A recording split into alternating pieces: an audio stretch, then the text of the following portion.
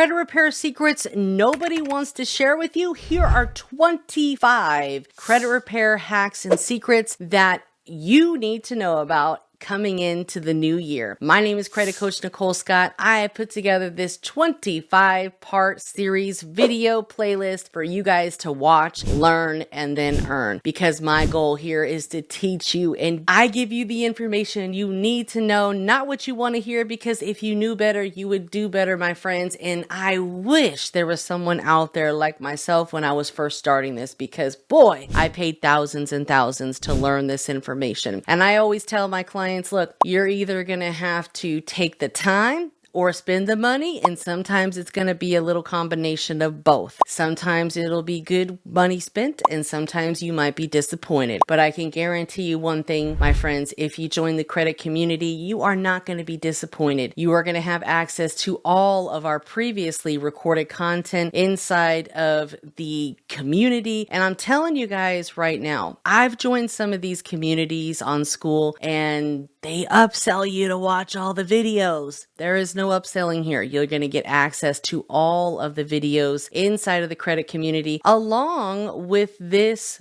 guide that I'm going over that has all of these 25 secrets or hacks, whatever you want to call it, right? To get you going in the right direction, because this is exactly what people are doing. They might not be doing everything on this list, but in a combination, this is what's being done to get you guys the results that you're paying thousands of dollars for. So let's talk about number 7 in our playlist here, which is using AI to fix your credit. All right. It might sound like, oh my God, using AI, that's so like, oh, I can't figure it out. I've never used it before. This is ChatGPT. It's a wonderful tool. It's free. It's literally a game changer. Why is it a game changer? Because you can pretty much put anything into ChatGPT and it's going to spit it out for you. Resumes, business plans. I mean, you can make money using AI because of other people's maybe laziness. I don't want to call it that. I don't want to offend anyone, but you know, a lot of people are afraid to try new things. And I was too. Believe me, when I first heard about it, I was like, oh my God, cringe. AI, I can't do it. I don't know how to do it. I've never done it before. But sometimes you just have to get in the trenches and get it done. Okay, because this is a life changer for me. I use AI all the time to help me create my dispute letters, and then I'll put my dispute letters into Credit Repair Cloud, saving me a bunch of time, right? Time is money in this day and age. And if I can save time, it's all worth it, because you want to have your systems, your processes, and your automations in place, especially if you're going to be running a credit repair business. Because think about it, if you're doing credit repair for 100 people or even 300 people, that's a lot of work. So you need software and systems and help from AI to get all of these things done and still get the ultimate results. So I always tell people, don't use cookie cutter letters out there. Now, I give you guys access to my letter library, which has hundreds of dispute letters. In fact, it's free inside of my credit kit. So if you haven't got the credit kit, go into the description of this video, access the credit kit. It's in here, right? But I don't want you guys to use the same letter verbatim that's already in here. I want you to kind of put your own twist on it. So what I want is, say you're like, okay, I need a credit bureau letter and I just want to do a basic dispute. I'm going to take this, and maybe I had identity theft. I'll take this basic letter and I can pop that into, ChatGPT. Maybe not the whole thing, but I'll say, hey, write me a ID theft to Experian and have them block all ID theft related accounts.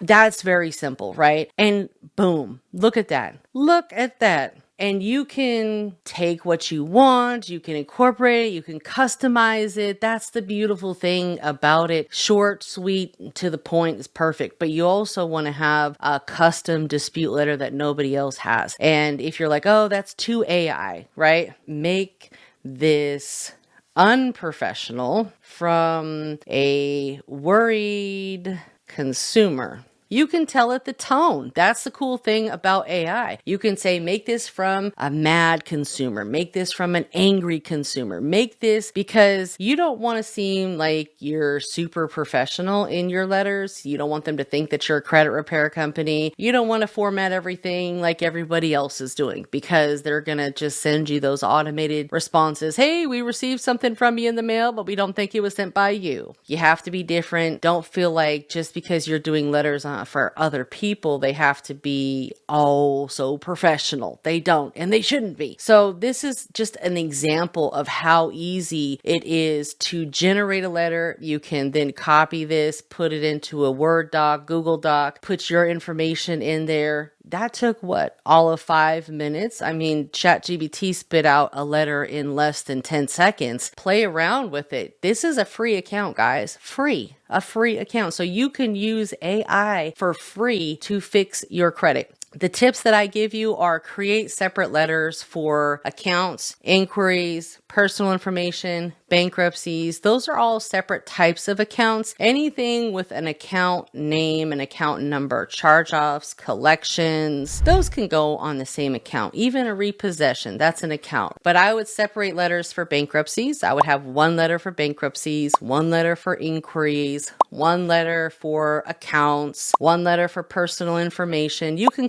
combine personal information and make sure that you've included that on every single letter. Oh, by the way, please make sure that my only correct name of this is listed. My only correct address of this is listed. Please remove the following errors or misspellings that I've noticed on my credit report. You can always include personal information on like all of the letters, and I highly recommend that you do, because anytime someone puts a credit application in, maybe if they, put their first name and middle name in, or they misspelled part of their name, or whatever the case is, that information's then going to get transferred over to the credit report eventually, and that's how all that weird data gets out there. First thing we want to do is correct the personal information. We're going to go into that in a deep dive. I'm going to show you how to do the Experian backdoor method later on in this series. But again, if you wanted access because you're like, I don't want to wait for all these videos to come out, I want everything right now, just comment the word guide. I will send you access to this guide. But if you join the credit community, you're actually going to get access to it, because I've put it inside of the credit community, and you can always DM me and I'll make sure that you get access. But either way, guys, the number one thing here is getting outside your comfort zone and taking action. It's 2025. Bad credit is a thing of the past, okay? And I know some people are like,